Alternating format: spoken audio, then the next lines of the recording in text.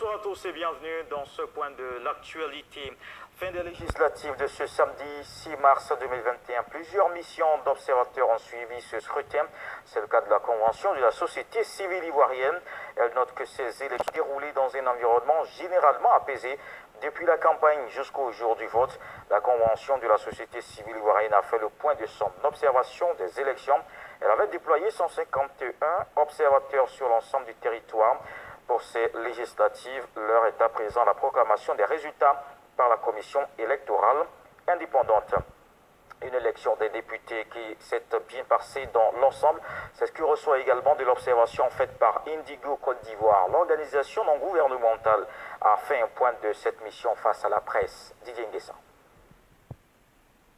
La mission d'observation électorale de l'ONG Indigo Côte d'Ivoire a déployé pour ces législatives 500 observateurs sur le terrain.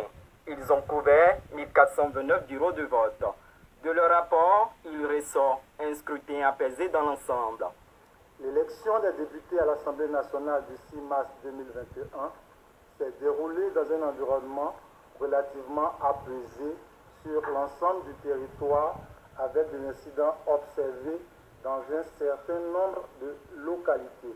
99% des bureaux observés par Indigo Côte d'Ivoire ont ouvert avant 10 heures.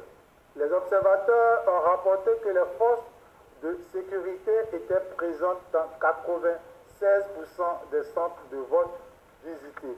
Les agents électoraux ont systématiquement vérifié la présence de l'encre indélébile sur le doigt des électeurs dans 94% des bureaux observés. L'ONG a observé quelques incidents qui ont tout de même émaillé le vote. Ils sont jugés mineurs par le coordonnateur. La mission d'observation invite les partis politiques à s'abstenir de publier des résultats sur les réseaux sociaux avant la proclamation provisoire de la CEI et à utiliser les voies de recours légales. Autre chose dans l'actualité, la pêche artisanale demeure une activité peu pratiquée par les Ivoiriens. Pourtant, c'est un secteur vital. L'année dernière, par exemple, la pêche artisanale a permis d'écouler depuis le port autonome de San Pedro 1300 tonnes de produits frais sur le marché. Notre reporter Sam Kona est allé à la rencontre de ces pêcheurs. Ils contribuent à la nutrition des Ivoiriens en protéines. Comment la pêche artisanale est-elle pratiquée et surtout, comment est conservé le poisson pour garder sa qualité? Les éléments des réponses dans le dossier à suivre dans le 20h. Dans le reste de l'actualité au Sénégal, ambiance toujours tendue depuis l'arrestation de l'opposant politique Ousmane Sonko pour trouble à l'ordre public. Des violences également signalées hier en Casamance, région au sud du pays, fief du député. L'opposant est aussi accusé de viol et de menaces. La gendarmerie nationale fait état de mort et de 2 blessés recensés. Le camp de Ousmane Sonko maintient la pression. Son collectif de soutien a lancé un appel à de nouvelles manifestations à partir de demain. Les autorités sénégalaises ont annoncé ce dimanche la fermeture de l'école dès ce lundi pour une semaine. D'autres manifestations, cette fois en Birmanie. La répression se poursuit ce dimanche contre les manifestants pro-démocratie.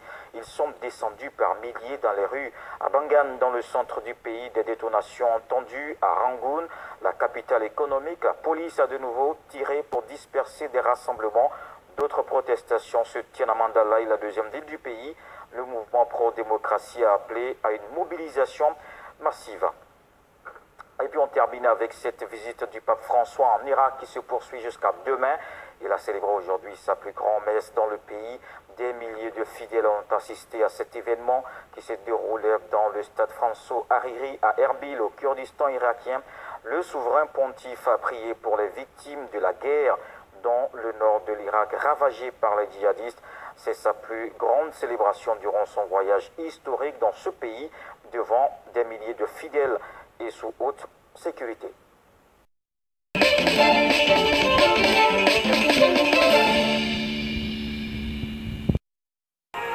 La majorité des nouveaux députés sont connus après la proclamation des résultats par la CEI. Ces personnes qui sont appelées à voter des lois ont été élues pour 5 ans. Dans le dossier de ce soir, nous vous dévoilerons le secret de la fabrication du soumara.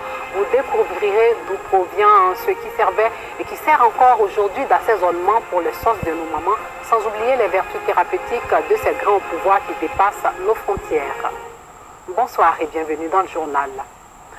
Proclamation des premiers résultats des législatives par la Commission électorale indépendante depuis hier. 7,5 millions d'électeurs étaient appelés à élire leurs députés. Les principales forces politiques ont participé à ces élections législatives qui se sont déroulées dans le calme. À l'occasion de la Journée mondiale des droits de la femme célébrée tous les 8 ans, l'Académie ivoirienne des langues maternelles a organisé une conférence publique avec pour thème droit linguistique et autonomisation de la femme par les proverbes. L'idée, amener les femmes à ajouter les droits linguistiques à leur liste de plaidoyer. Pour les responsables de cette académie, nos langues sont un trésor qu'il faut protéger. Les femmes demeurent un maillon important pour leur sauvegarde. Le reportage de Bintou Pekewi. Grâce Audrey aide ses copines à réviser les béabas de la langue abron, sa langue maternelle. Comme on dit bonjour en abron, Toutes élèves au second cycle de l'enseignement général, elles sont également inscrites à l'Académie ivoirienne des langues maternelles pour apprendre le plus de langues locales possible en vue de faciliter leur éducation.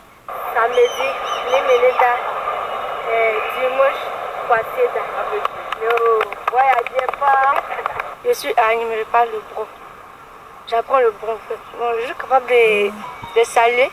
Ça m'a été transmis par mon père pour que j'apprenne à parler avec ma grand-mère qui ne parle pas le français. Au début, il y avait quelques difficultés, mais au fur et à mesure, je progressais et ça m'enlevait un poids des épaules. Aujourd'hui, je me retrouve à enseigner ma langue à mes amis parce que je trouve que ça pourrait aussi les aider dans d'autres situations de leur vie et ce serait une nouvelle expérience pour moi. Le témoignage de ces jeunes filles motive à la décision.